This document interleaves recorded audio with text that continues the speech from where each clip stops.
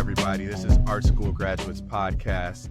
My name is Justin Robinson. Today on our podcast, we got the super producer, Maine Beats. What's going on, Maine? Thank you for joining us, man. Thank you for having me. How's everybody doing today? Man, everybody's doing pretty good, man. So you guys are probably wondering how this connection happened. I grew up with this cat.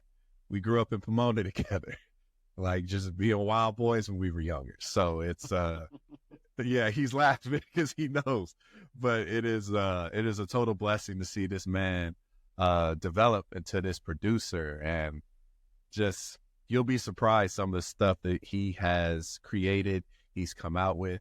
The intro song and the outro song on my podcast, this dude produced and created himself. So it's only right that I had to get him on here to just give him his flowers, you guys. Just allow him to have this time to just share his story.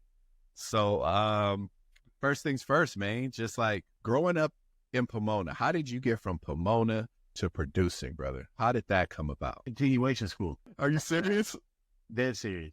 Continuation school. Continuation school right there off of 2nd Street in Pomona, Park West. As you know, a lot of schools, especially in the inner city, they don't offer a lot of outlets for children with other talents other than the bad kids, I would say, with other talents other than playing sports. Yeah. Right. So I actually came across a teacher, and he kind of saw my interest in music. And he was like, he actually told me, he was like, if we had a music class, would you want to be the person in charge of it? And I was like, yeah. Right. His name was Mr. Black at Park West. Oh, he was actually a history teacher. And I was like, yeah, I'll do it. So every, I think Thursday, we would go into the library, kids that wanted to work on music. We would go into the library, and we would be in the library at Park West talking about music, waiting for instruments to come and stuff like that. We never got instruments, but it was just a community of kids talking about music. And it kind of like gave us that belief that we know a lot of everything. Right. We know all the things. Right. To even rewind it a little bit more, I come from a family that I grew up in a household where we had a piano. We had a closet full of instruments. My grandfather was a gospel singer. His group was the Stars of Bethlehem. He introduced his nephew into the music, and his nephew started a group called the Mighty Clouds of Joy.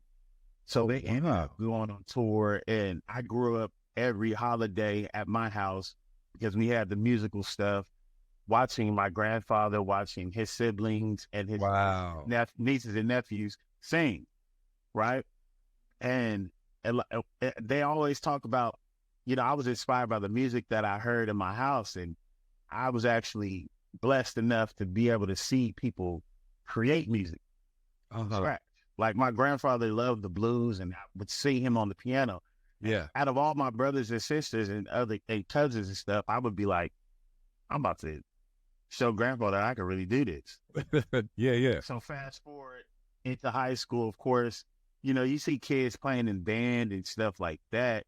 But I'm like, that's corny. I don't like the shoes they're wearing.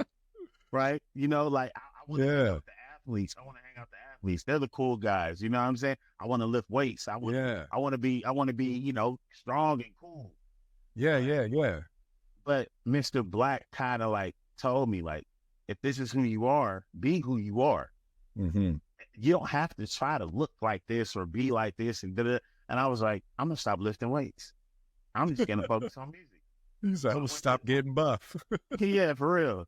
I was out of control, but I ended up, just having. I was blessed enough to have friends. Jack Mulvaney, Tony Banta.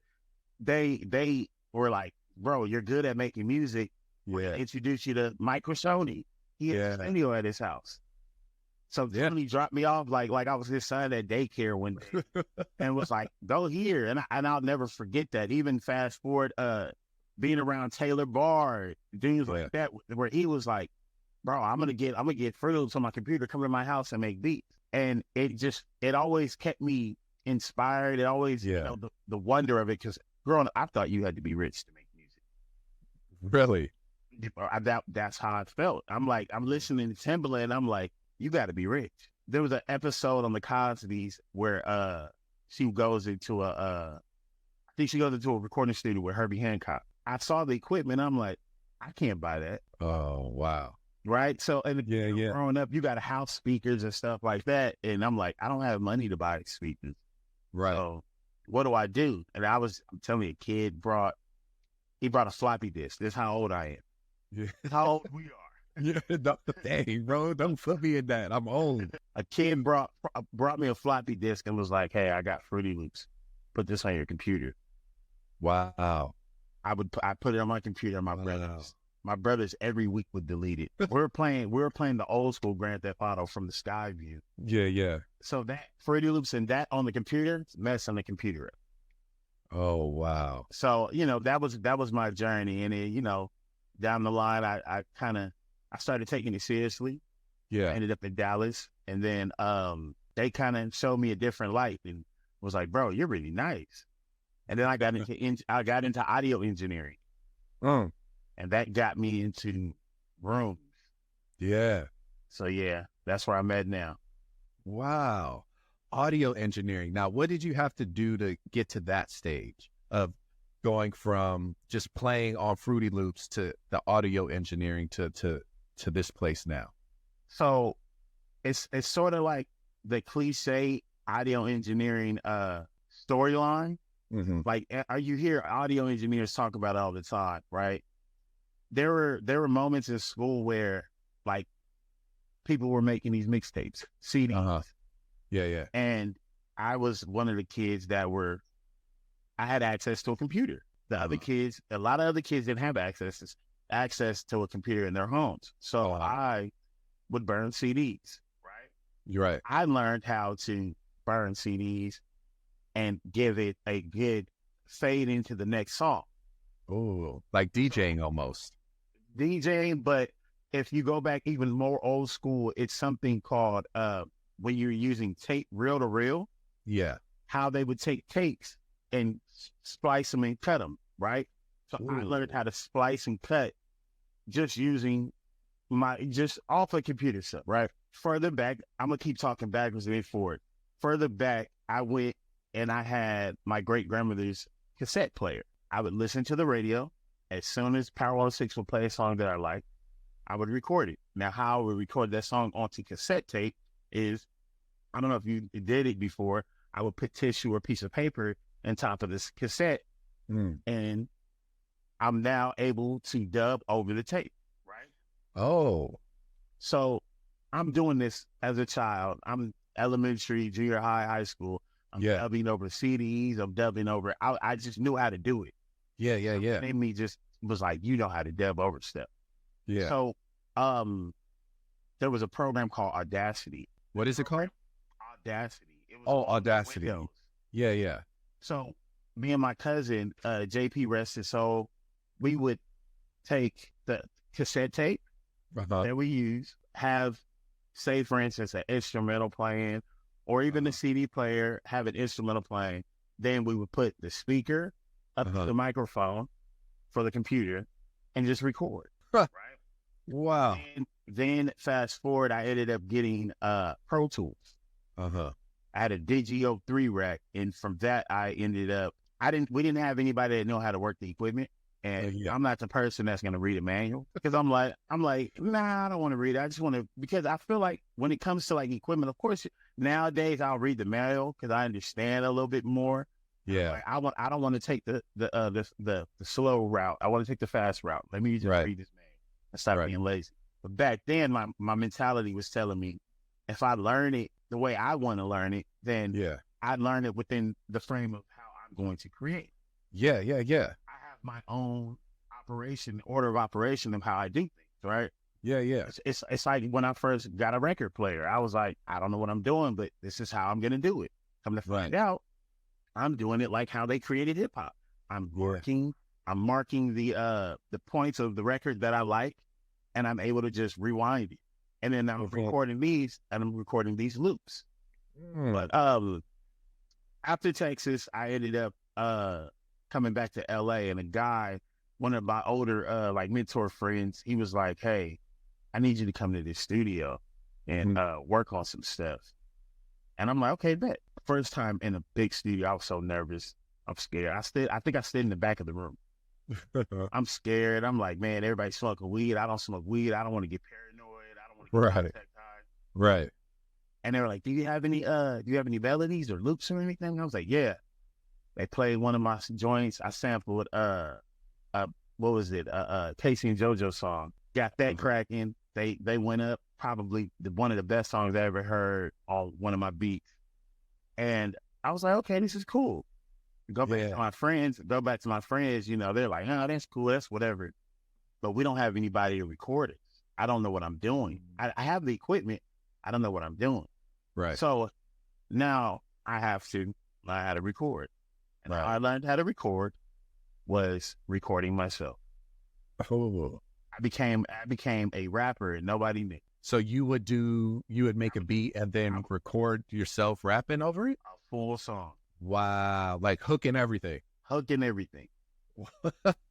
No way. Just because I needed to know how to do it. So that when, say for instance, my cousin or a friend would come in and say, hey, I want to record. Yeah. Now they're looking at me like, how do you know how to do this? I'm like, man, I've just been studying. I've been working. Right. But only a few people knew that I had songs. My grandmother and my cousin. Oh, wow. They were the only people. Like my cousin would take songs from me. He would take songs from me and be like, hey, I'm about to use this. I'm going to keep you on the hook, though. Like, that's crazy. If you ever go, I'll send you the link. If you this is great. You're going to hear me singing on the hook. And that was all you. You wrote it and just sang on it, and he just... Oh, my goodness. Brother, man, I had no idea you went to this far of the lengths not to read a man. Yeah, stubborn. But sometimes that's but sometimes that's like honest to God, that's the best way to learn, because if someone teaches you how to do these certain things, you only know how to do it their way, instead of, like you said, creating your sound, creating your editing, and creating your skill set. So I think that's pretty dope. I tell even my students today when I'm teaching, I'm like, learn something. I'm gonna give you this, but you need to learn the other parts of how to make this whole thing work.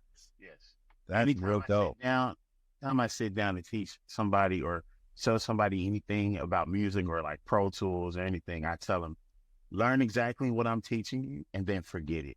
Yeah, all you have to remember is the fundamentals. Yeah. Remember where everything's at in the fundamentals, and then you work at your own pace. Yeah. Oh wow, that is really good. So they learn the way they want to learn, right? So versus like I take piano classes, and I think I was in the piano class for 4 sessions. Yeah. And I told my grandfather, I said, I don't want to do this anymore. He asked me why, and I told him, I said, I don't like the way I'm learning. Dang. And I'm playing Fur Elise. Yeah. Like, I don't care about Fur Elise. I don't care about Ode to Joy. Right. Let me get some diminished chords. Let me learn the minor 7 so I can play some pentatonic R&B vibes. Right. Right. She didn't tell me that I needed fundamentals. Oh. They're just telling me you need to do it this way. Exactly. And I'm like, but later on in life, I actually went to audio engineering school just to prove to myself that I could stay focused for that long and complete the process, right? Right. Because of course, you get ridiculed. You're like, oh, you didn't go to school. You don't know how to do this. You never done this.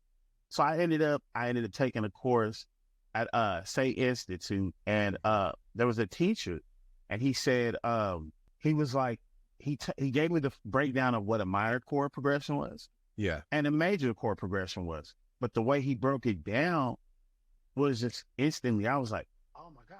So what is that? Explain those two different things, because I don't know music. I'll explain it to you like this. Whenever you hear a minor, you can tell a minor chord progression because it seems dark and sad. Oh, okay. Major seems happy and cheerful and upbeat. Got you. But based on the drums, right, the instrumentation or the percussion around it, you can actually kind of manipulate either or to sound like either or, depending on what the style of the music is. Okay. Right? Yeah, So yeah. a lot of hip hop is in minor progression. Right. The reason being because it's darker.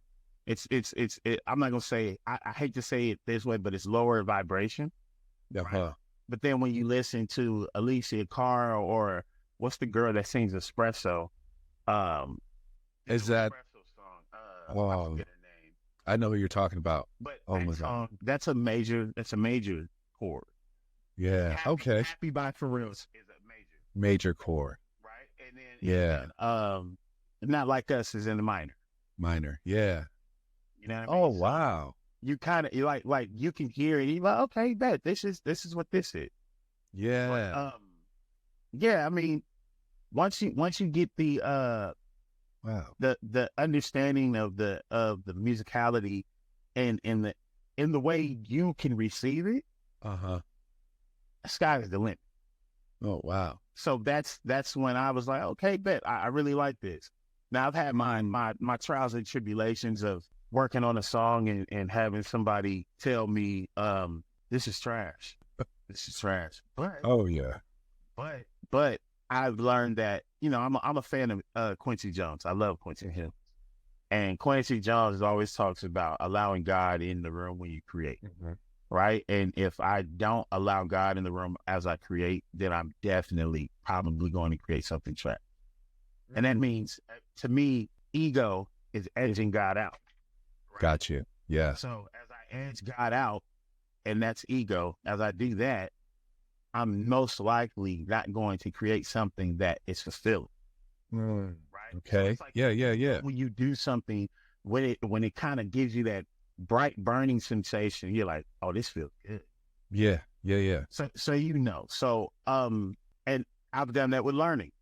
Okay. I just allow it to be. Instead of just saying, hey, I don't really want to learn this right now. I'm above this. No, that's my ego talking. That's my lower self. So now I can speak with my higher self and kind of push myself to get the gist of it and then run with it. Right. Wow. That's wise, man. That's wise. You know what's crazy? I feel like the older we get, those little things start to play out and you're like, damn, why didn't I have this at 21? But then you're like, if I would have had this at 21, I would have squandered this. Oh, for sure. Yeah. For sure. I would have ran from it. I would have destroyed it at every chance I had. Oh man, but that's crazy. So you mentioned about you teaching, and I remember we were chopping it up a little bit, and you had mentioned that like you're doing a mentorship program. What's all that about? Which it's Translations, which is an ad company, and they're partnered with United Masters, which is a distribution company that's partnered with Beats by Dre. Okay. So it's 3 different companies, and what they're doing is they're having students, college students, musicians that are I guess ahead in their class. I don't know how they pick the kids, but they're having them create an ad for 2 premier athletes, which one is Brendan Rice from the Chargers and Rakia Jackson from the Sparks, from the LA Sparks. Okay. So what they're doing is pretty much create a commercial using the Beats headphones. Like I got Beats headphones on right now. Create an ad. They're going to create the commercial. We're going to create the music around it. Then we're going to create a custom pair of Beats headphones. Oh wow! So they're doing all 3 levels of like marketing almost. Exactly. So, wow. In my department, we're creating the music. So I have 2 students, Ganu and Michaela. They're both college students from Southern California. And we're just creating from scratch. It's phenomenal musicians, and it's interesting to see young talent. Right? Yeah. And it's because of technology, they have access to everything. The accessibility is crazy. Right. So they don't have the same walk that I had. Right. But so my walk was a little different. Right. Their walk is instant gratification. Like instantly they get it. Soon as they make the beat, they got the quality there. Like the dopamine hits them really quick. Right. because they hear it differently. Me, Gotcha. I'm ripping a snare from a Kanye West or Dr. Dre song to get my snare to sound like Kanye West snare versus having a drum pack that somebody put on the internet, and it's like, oh, I got a drum pack. Like at the beginning of the program, that they asked me, they were like, "Can you give them sounds?" And I'm like, you know how many years I had to work to get these sounds? But nah, these ain't for free. I'm sorry.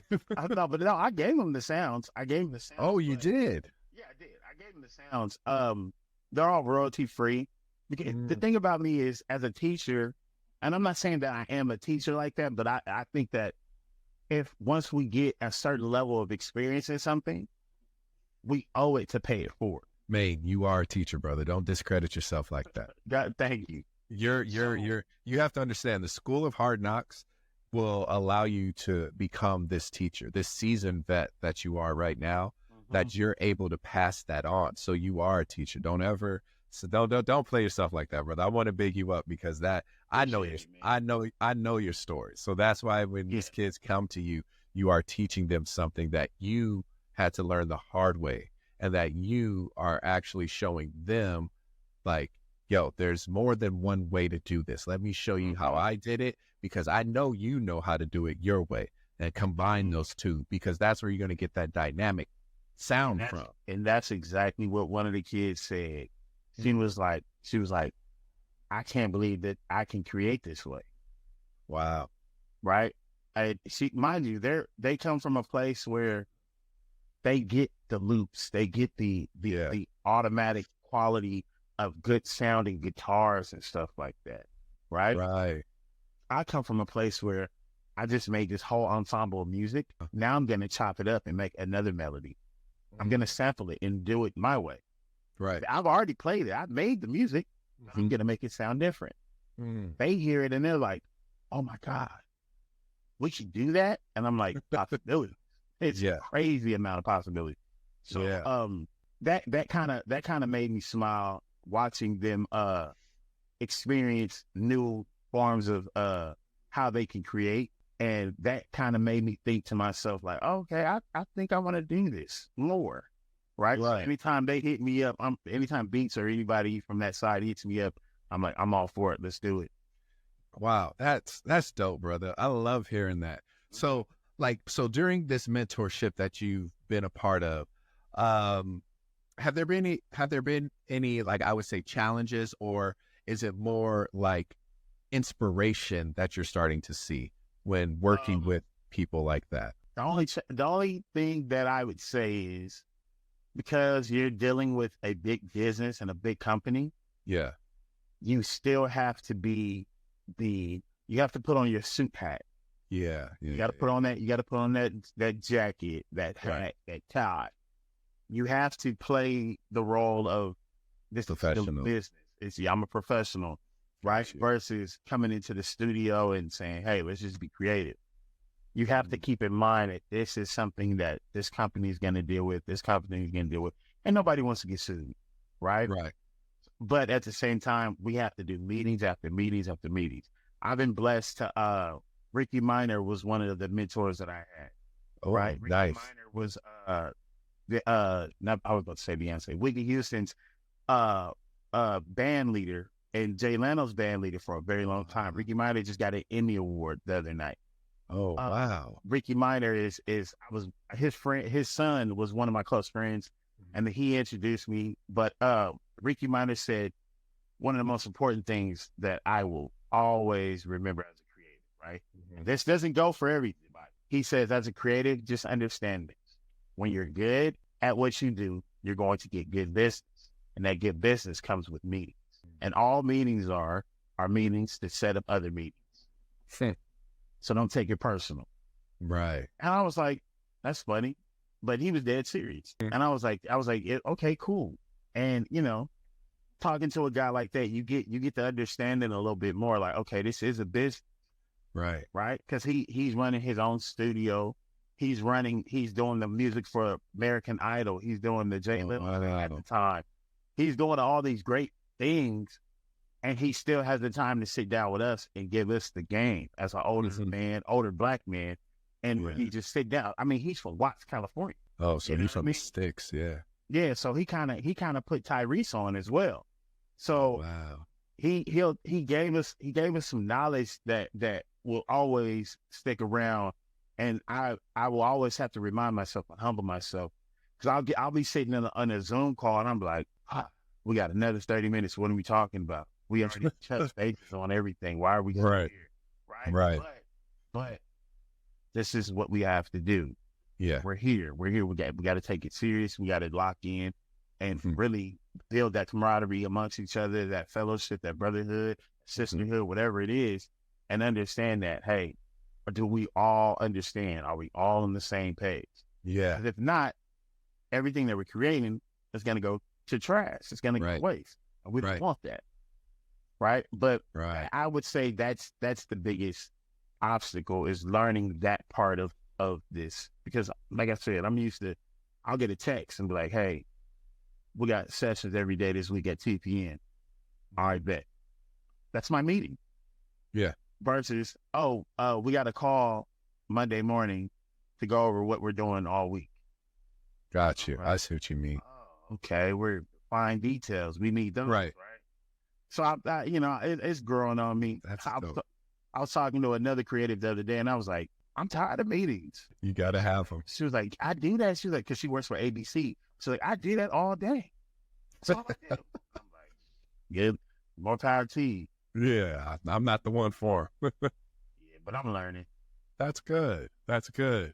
So you even talked about a little bit about like how you're sampling and trying to get like you're trying to get like a snare or a drum from like a Kanye West sample. So let's talk about that sampling. Friend or foe, like how do you feel about that? Because it is some parts, controversial. We've seen some rappers get rinsed for sampling certain songs. We've heard some people didn't even let songs out because people didn't want to get clearance for it. And even if it wasn't like a whole chunk of a song, we just know like they couldn't get clearance because of this. And sometimes those are like important parts of of their music. So like, how do you feel about that? Don't put your creativity in a box. It's that bridge when you have to cross it. And then there's a thing called interpolation. So what's that? So say for instance, you want to sample, let's say, we want to sample a Ja Rule song. Right. But the only part from the Ja Rule song that we like is the bass line. Instead of course, we have AI, we can do stem, we can break the stems down. But instead of doing that, let's just find a musician that will replay everything. So if we replay it, it's called an interpolation. And we change a few notes. So it doesn't sound exactly like it. I don't know if you remember Ice Ice Baby. Yeah. Right? That was supposed to be an interpolation, but they didn't do it the right way. Oh, is that like the Robin Thicke? Is it Robin Thicke song? Yeah, the Robin Thicke song. Yeah. It's an interpolation. But they didn't change it enough. So got you. We can go that route, or we can go the route of just using the sample altogether. Now, the beautiful thing about hip hop is you have people like Jay-Z, which he's the GOAT. You have guys like him in place where if he sampled it, he makes sure that everybody that samples him samples that same song after him doesn't have to pay for that sample. Oh, it's already cleared. He cleared it for a lifetime. Oh, wow. So nobody has to. A lifetime? Yeah. Jay-Z. That's so smart. Jay-Z's the guy. So, but, I'm not against it. I'm all for it. I mean, do your research on what you're getting yourself into, but at the same time, don't let that stop your creativity. If you hear a song right now, I don't care if it's new or old, if it inspires you, go to work. Right. Use it. Right. So it's just how I feel about that. So it's just finding that way to just make it work for you. Yeah. Okay. Avenues on how you can get it released. I mean, I'm not gonna lie. I sampled a Dr. Dre song, and my cousin Compton TG, he put it out, and nobody's knocked on the door yet, and the song is doing very well. Oh wow. Yeah, that's good, man. That's good. That's so dope. I always wondered how people felt about it, because there are some great producers that literally like sampling is their life. You know what I mean? Blaze, Ninth Wonder. I was about to say Ninth Alchemist, Static Selecta, Big Crit. He does it too. I didn't know Alchemist was from L.A. L.A. Yeah, he's a West Coast kid. The East Coast just adopted him. They adopted him hard. Oh yeah, they adopted him tough. It's just because his sound isn't West Coast, the quote unquote West Coast. Like Dre gave us a very West Coast sound that we are very accustomed to, but Alchemist, it gives you it gives you East Coast. His sonics don't make you feel like it's a big sound. It sounds like that New York, Brooklyn, in the basement sampling. Yeah, like what was his first album? Alchemist, the First Infantry. That one, the green with the green cover. I was like, when I first heard it, I was like, dang, this dude's dope. And then when I fell deeper into it, I was like, you from LA? Where? Everything is. Bro, I was like, where? But it's just he's really, really, really good at that. And speaking of that, let's talk about it. What would be a dream collaboration for you when it comes to either, we could break it down to two parts. We can go for you to collaborate with a producer. We can talk about those, or we can talk about artists, or we can just throw them all in there. Just give me like your top five. I'll say top 5 dream collaborations. Yes. Lauryn Hill. Oh, Aretha Franklin. Quincy Jones. Yeah, Aretha for sure. Quincy. Okay. Of course, Michael and DJ Quick. Wow. DJ Quick was our soundtrack to Pomona for the longest. Man, my older brothers, I stole my older brother's CD. He had Sugar Free. He had Sugar Free. Yep. He had Balance and Options. Yep. He had Wu-Tang and West Side Connection. Yeah. That was my first introduction to hip hop, by the way. My introduction to hip hop was my brother took me to get my first CD. It was Biggie with the baby on the cover. Was that Ready to Die? Ready to Die. Yep. That was my first song, very first album. And I was just like, because this was back when we had music videos. So that's when I was like, oh, I want that. So my brother took it. He bought it for me. And that was my very first introduction. Yep, exactly. Think about that. BET. I used to love TRL, watching music videos, because that was my, like when we were in middle school and high school, how else were we getting music? We didn't have cable for a long time, right? Right. And my aunt ended up becoming a correctional officer. And because I live with my grandparents, my grandmother was babysitting her children. So she started paying my grandmother. So my grandmother had extra money. Mm-hmm. We ended up getting cable. We ended up getting a computer. We had internet. Yeah. And I remember my cousin Jessica sitting down, and she put on MTV. It was a Sunday evening. And I'm like, what is this? Hanson Umbop came, right? I already knew hip hop. I knew hip hop already, right? But then this video comes on, and it's Hypnotized by Biggie. They're driving backwards on the freeway in a Bentley. Right. In California. In my mind, I'm like, this is the rawest thing I ever saw in my own. I'm witnessing something, the most magnificent thing I ever saw in my life. Right. And at that moment, the same thought in my head came, as when I first heard music that I like. How can I keep this? Right. How can I make this mine? So, same thing I did with the cassette tape. I did with the VHS. W videos all day. Yeah. And especially when TRL or MTV had that video block. Remember, it was like an hour after school or something like that. It was just nothing but back to back to. It was I forgot what it was, but it was like for an hour you just got video after video after video, and you never knew what video you were going to get.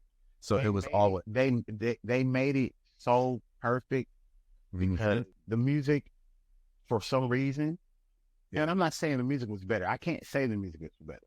I'll say that the access that we had to the music, the form of access. Yeah. Right?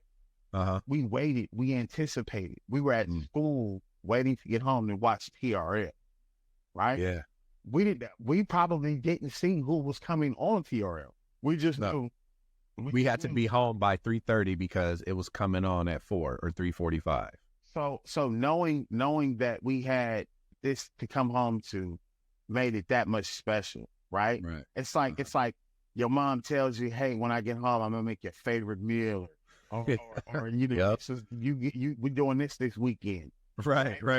You got that burning sensation. You're like, I Yep. can't wait to do it. I can't wait to do it. So Yeah. it's the wonder of how we communicated with the community of hip hop and pop and R&B. Yeah. That thing, how that existed in our lives at the time, made us feel more attached to the music.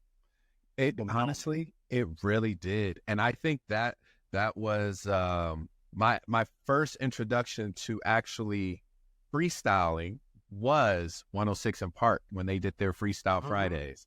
And that's when I fell in love with the wordplay of hip hop. I was like, what is this? Everybody at Diamond Ranch started doing it. I did it. I loved it. I did it. School, you be like, man, I didn't know you rapped. I didn't. I knew my lane. I was an athlete through and through. I knew I wasn't going to rap for nothing. But I fell in love with it. And I think that was like when I started to do my deep dives into hip hop, where it was like Eminem versus Cannabis battles. And I was like, oh, what is this? And then it was the Big L freestyle with Jay-Z before Jay-Z was Jay-Z. Like, I was like, who is this? And then freestyle. Yes. Yeah, man. That's when I started digging deep into like the Wu-Tang had a freestyle on, it was Ed Lover. I don't know what show it was. I forgot what it was. It was, MTV Raps. Yes. They did their freestyle there. And I was like, oh my God, what is this? Like, because it was like MTV would play hip hop later in the afternoon, like almost nighttime. So that's when I started to get into this whole circle of like, okay, this is what real hip hop is. And that's when I started to I went head first into it. Like it was the best. That was I'm not gonna lie, LimeWire. And what was the other one? It was the cat with the headphone on it. Napster. Yep. I put so many viruses on my mama computer.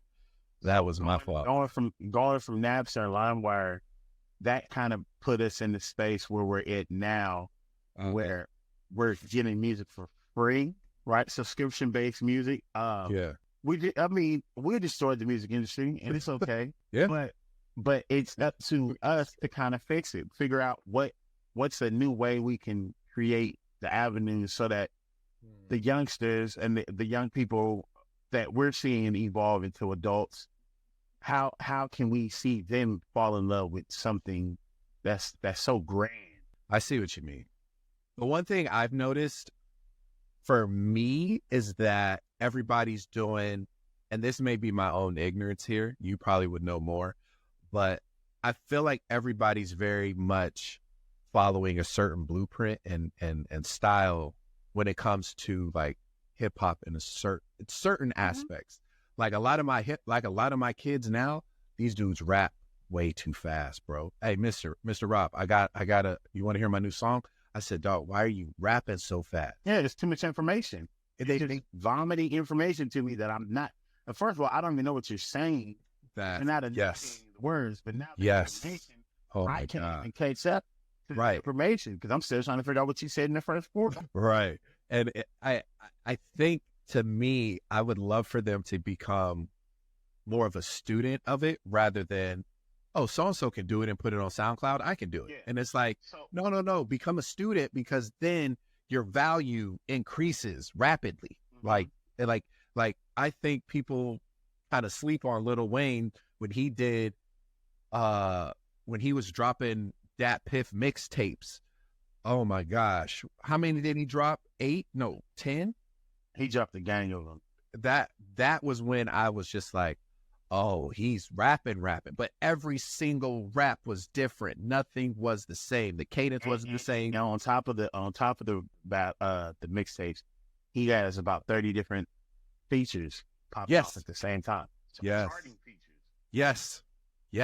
So I think if they became a student, how we became students of it, and our deep love for it, I think they would grow to appreciate it. But what I think a lot of them are going for is that more monetary gain of it. Where The it's reason, like, oh, the reason being is, so you have a formula, right?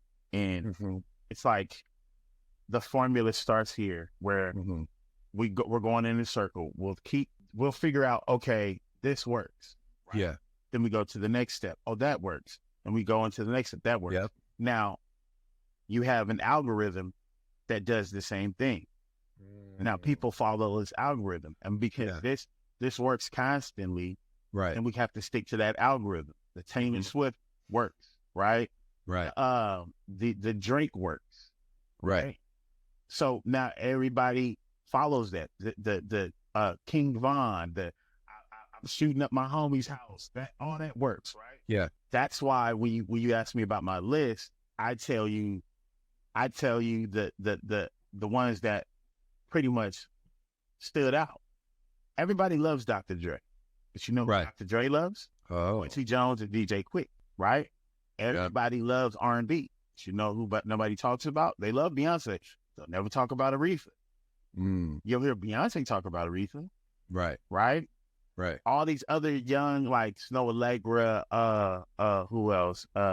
Queen Naija, all of them, they love neo soul and R&B, but they don't talk about Lauryn Hill.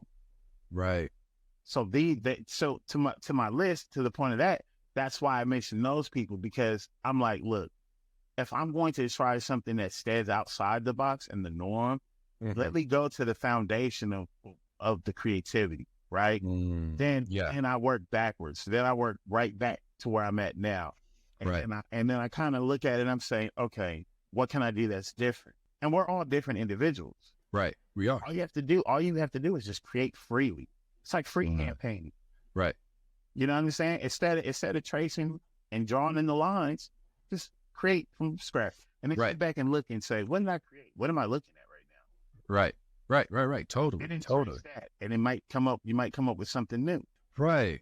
So in that process of creating, right, when it comes time for you to create, what headspace do you need to be in? Like I don't know if it's headspace or what is that creative spark that you need? Like when you sit down to create, like what is it that you have in mind? I need to make a West Coast beat. I need to make an R&B track. I need to make, well, without like giving it to a certain artist, you just want to sit down and create. Like what gets you there? So the way I approach things is two different ways.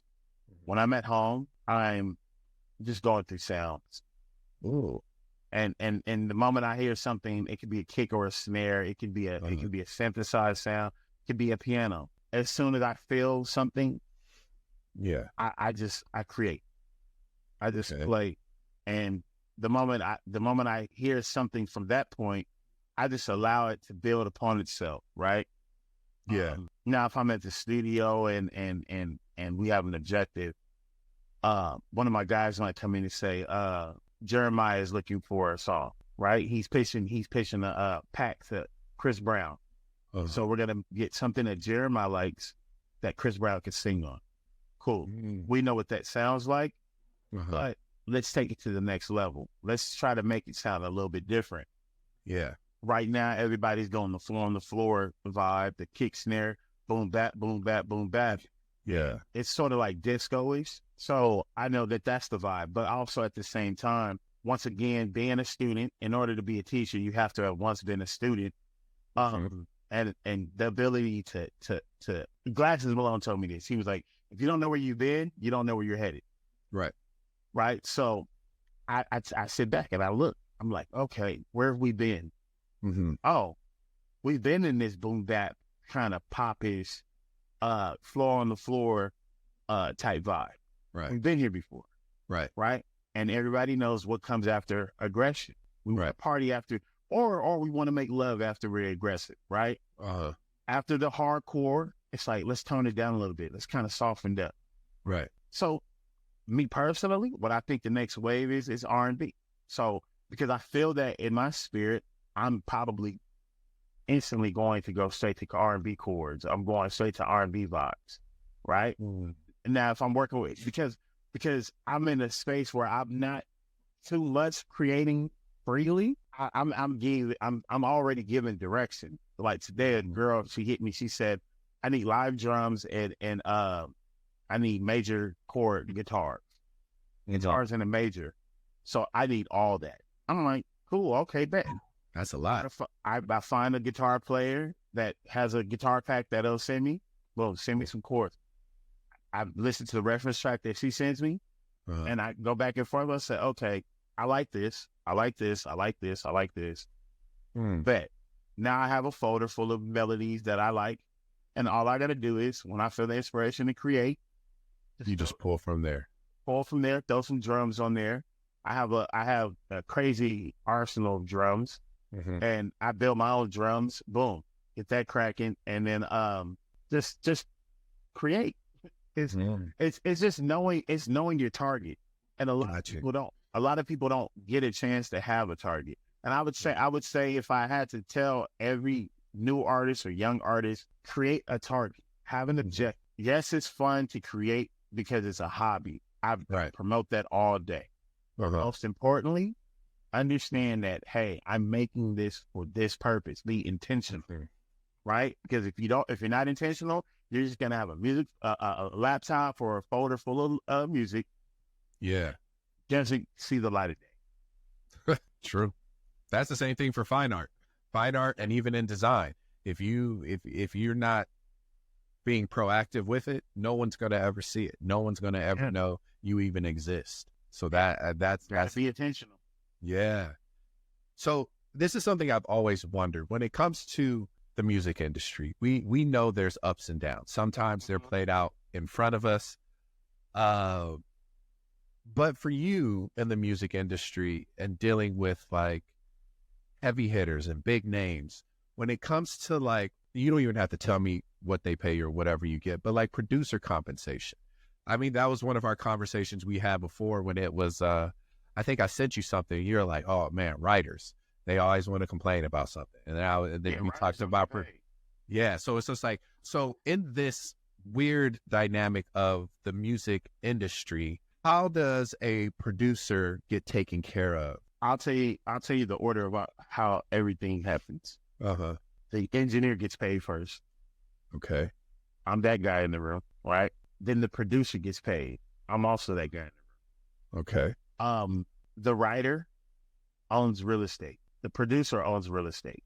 Okay. The engineer has no real estate, meaning long term, when we sell this real estate, the producer and the writer get a piece of that check.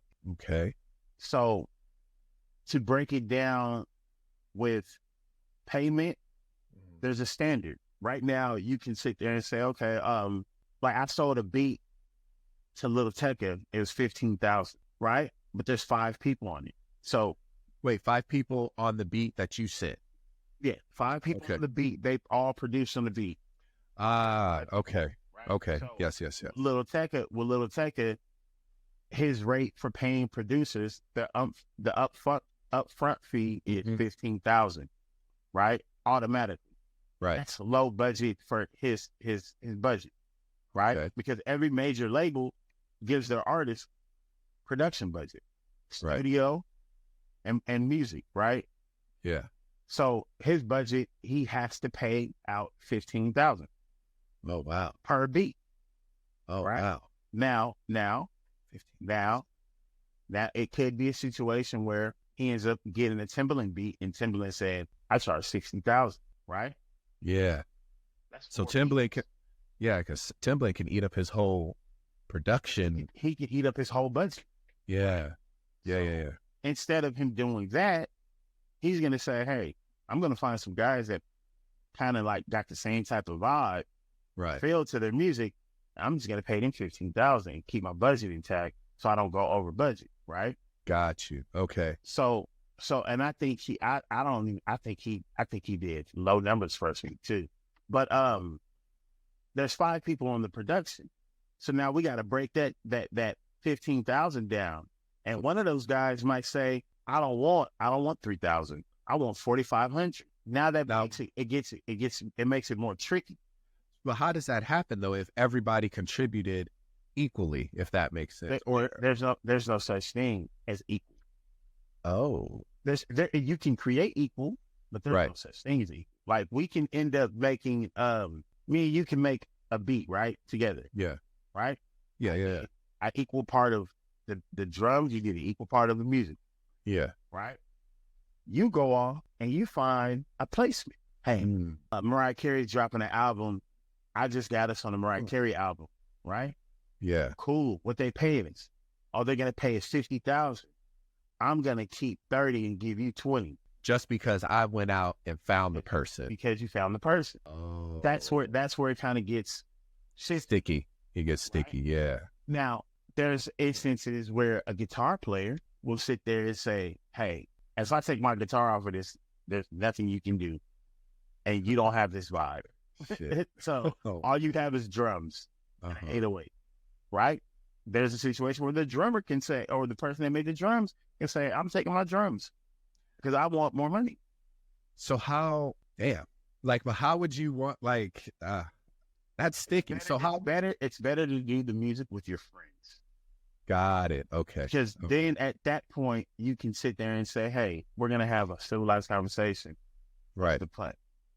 And then with my friends, they'll say, we're gonna split it down the middle. That makes sense to me. It makes perfect sense. But you got to understand, this kid that just moved from let's say Milwaukee, that's living in LA on the floor in somebody's studio apartment. Oh, he's gonna want that bigger chunk. Oh, he's hungry. Got it. So if he's starving, he's like, man, he's like, I came out here, I got my wife and kids back at home. I need this check. So Right. there's no debating with people like that. But when it comes to working on music with your friends, you have that freedom to have that discussion with no discrepancies, where somebody's gonna just come in and be the oddball. You know what I'm saying? Gotcha. Meets a pooper, and Gotcha. friends, you don't get that. Got it. Because if it's with friends, you can be like, I'll look out for you on this next one, or hey, bro, listen, this one is gonna be a quick turnaround, but I'll take care of you. So it's like, oh yeah, that makes complete sense. They'll tell you straight up, like, hey, you don't have the luxury to do all that. Yeah, it can be fair. In the pop world, they say you love. I was actually in a studio session. They were doing some stuff for Rihanna, and one of the guys, the older guys, he's much older than me, and he's one of those guys that, like, he's blessed to be around Jay-Z type guy, right? He's like, "Man, ain't got no Bentley. We're gonna give him a cut." I'm just standing near the room. He's like, "Man, ain't got no Bentley. We're gonna give him a cut of the song." And I'm like, "Man, thank you." Wow. That's a You didn't even ask for it. He just said it. He even sent me the screenshot that he said to the VP at Rock Nation. He was like, "Hey, once this deal goes through, he's on the record too." Oh my God. I'm like, that's amazing. Right. But that also looks good for you, because when people are reading credits or whatever it is, they see your name, they're gonna be like, oh, he was on this. Let's see if we can get him if we can't get this. That works for the people looking to get you from behind, right? Versus the people that are looking like you're reaching for. The people that are reaching for you, the credits are good for that, right? Right. I would say the best thing in the music industry possible is the credit, right? But above the credit is to have your name mentioned in rooms that you're not even in. Got you. Just because you were doing it and they saw how hard you worked, they saw how clean you were doing it. They're like, yo, I know a dude out in LA. He can probably knock this out. Oh, and that's how the real work comes. Because I could sit in a room with I was sitting in the room with a dude. I'm not gonna say his name, but he works with a very big pop star. He just so happened to end up being in a session with a very big rapper. A friend of mine happens to be a writer that works with these big rappers.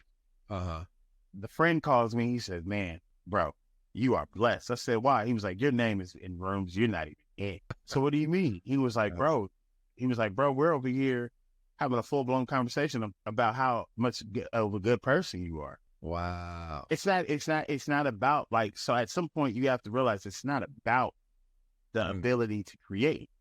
Right. Right. It's like, Right. hey, it's not it is a sport, but it's not like a sport. Right? Got you. Some people just want you in the room because you're cool to talk to. Right. Because I want the mental clarity of having somebody that I can talk to in the room, because this is stressful. Mm-hmm. So let me have this person come around, right? Yeah. And you get that, you know what I mean? It's like, I watched this show called Billions, and they got a whole therapist in their office, right? So, you know, some people, their vice, they have their own vice, and it would be to speak and talk. Some people like alcohol, you know, some people like women in the studio, right? Yeah. If you ever notice Kanye West doesn't have women, look at his videos. He doesn't have women in the studio. He has other amplified creators. Yeah. People that bring that energy around you. Yeah. Right. So that's the number one rule. Bring good energy. You don't have to overdo it. Right. So just be a good energy, and then that kind of can put you in the rankings of somebody that they want around. Gotcha. Being an engineer that can communicate to the producer and the artist, oh, I'm winning every single time. Oh wow, that's good, man. And you don't have too many African American engineers that can do that. Ego comes. Older white guys. Yeah, because they don't have the ego. I feel like for us, we come in with ego, and we want to be seen and we want to be heard. And it's like sometimes it's like, yeah, that's it, showboats. Yeah, we come in thinking I gotta look like the artist. I gotta set up my tripod and start taking pictures like the artist does. And I'm like, man, you know how many times I've seen pictures of you, a hat, probably a Pro Club hoodie, and some shorts, sitting at the table, probably with some slides on, just working. You don't got no any picture I've seen taken of you, I'm like, someone took that of him and sent that to him, because I've never seen you ever set up anything. You are strictly business. Yeah, I'm in the computer, because it's like, I don't mind it, but at the end of the day, I'm like, we came here to work. Yeah. For a fashion show. And trust me, I got homies that they take pictures after sessions, but they're crazy talented. Right. But they also are artists. I'm not the artist. Right? I'll ask somebody real quick, hey, you don't want to take pictures of the artists? They right there. Go look at them. Yeah. The camera guy always be like, hey, baby, look at your number, your Instagram. I got these pictures of you, they're fire. And I'm like, that's what's up. That's what's up, man. Appreciate it, man. But it's like, I'll be honest, to touch on the reality of all of it. There's ups and downs. You have your negative moments where you're like, I don't want to do this anymore, right? And you make these irrational decisions in your mind because of whether mental health or just your financial situation. You get to that point because you work for yourself, and the harder you work, the better the outcome. Yeah. Yes. But sometimes that's not true with music, because I can go to the studio every day for a year straight and not see the fruits of my labor, because Chris Brown got sick and didn't cut the song, and then they forgot about it, or there's variables, right? So a lot of things can change. So if you don't love it, I wouldn't pursue it as a main source of income. Right. It's not that serious, because the mental state of a person that wants instant gratification and gets none is going to be a detrimental thing. It's gonna look sad. Yeah. So because I love this, I'll do it forever. Right. I can be a billionaire. You're gonna still see me, catch me on a good day, go for my long walks in the morning, and then come right back to the house and work on some music. Like, damn, that's good. Or I could be poor. I've had $3 to my name, and I'm sitting in front of a computer like, I'm about to make something crazy. Right. It's the inspiration that is still there. And a lot of people lose that inspiration because they think that it's supposed to happen instantly. Mm-hmm. It doesn't work that way. Right. No, it really doesn't. Creativity sometimes doesn't work that way either. That's what they have to realize too. So just to put a pin on it, we've been rolling, brother, having a good conversation. Just a couple more things I just was curious about, and I just wanted to get your input on is the future of music, with all the changes going on, streaming, AI tracks. Where do you see this whole world of music heading? Are you worried about it, or is it something you're excited about? I haven't given it thought. I'm working.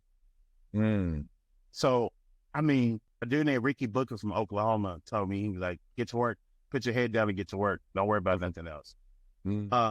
They put those blinders on the horses so they don't have to look left and right. They focus on the lane in front of them, right? But truth be told, I'm not worried about it. There's always a demand for authenticity, right? It's like you have a good taste in music, right? You're going to find it. That's it. Right. If it's out there, you're going to find it if you desire to experience it, right? Yeah. It's like I want a slice of pizza, and it's midnight. Who's open? Right. If I really want that pizza, I'm gonna find that pizza. Right. You know what I'm saying? You will. But I think that just like the VHS, just like the CD, just like the cassette, all these were tools that are right. Mm-hmm. Nowadays, I can tell a kid younger than me, use AI as a tool. Figure out how to prompt melodies. Figure out how to prompt. Because you might not have to play it, but your brain still has to think. It has to figure it out. Yeah. So figure out how to get that computer to speak your language that you feel inside you. The language that is inside your mind, teach that language to that computer and prompt what you're feeling. Because AI will never create the same thing twice. No, it can't. It hasn't figured that out. Right. So that's the beauty of it. Yeah. So that means if I create one thing, that's me. That's my idea. Yeah, it created it for me. Right. But I gave it that idea. Right. I said I wanted a rock and roll drum pattern with a soulful church piano chord progression. Right. That's my idea. Nobody else is doing that. So, but here it is. Right. So to my point, just use it as a tool. Using it as a tool. Very good. Okay. That's smart, man. That's smart. I do that in my own classwork. I have my students. I'm like, if you want to be a good designer, you want to be a great artist, learn how to prompt this thing. Because before we had to as an artist, I had to research it. I had to go get it out of a book. I had to go to a museum. I said, now a computer can figure it out, but you just have to know how to prompt it, like you said. So, Maine, before I let you up out of here, brother, I appreciate this time. In a world where your art could shape the future, what legacy do you want to leave behind?